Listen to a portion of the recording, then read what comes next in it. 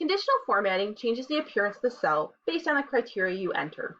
For example, this cell is green and George Washington is bolded because that's the criteria I determined. Whereas this cell is red and neutron is italicized because that is the criteria I determined. So how do we do this? First, you click on the cell you want formatted. Then you go to Format and click on Conditional Formatting. Once you're here, you have some options. First of all, if you happen to click on the wrong cell, you can change that right here. Next, you can go to Format Rules. And what you want to do is choose the option that works best for the situation. So you click here and you have multiple options. Is the cell empty? Is it not empty? Does the text contain? Does it not contain? Does it start with, end with? Is it exactly? Are you using a specific date? Are you using some kind of number? So for example, let's say you build a worksheet for a student in Google Sheets and the student is doing a math problem.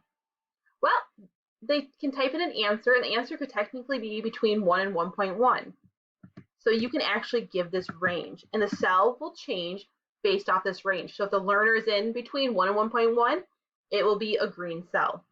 But in this case, what I want to do is I want to do text contains. I want to type in 4. And I want it to be bolded, and I want it to be orange if 4 is typed in.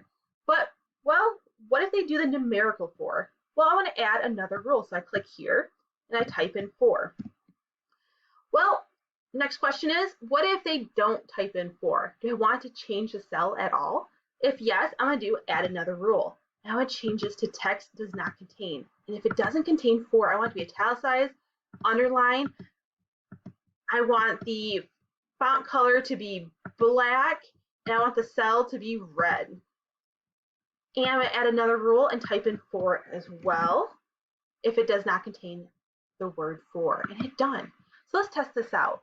So right now it's red because 4 is not entered. So I'm going to type in 4 and it's going to change the formatting. Let's do the number 4, and we see that it is still orange and bolded. Now let's type in 5. If they type in the wrong answer, it will change the formatting.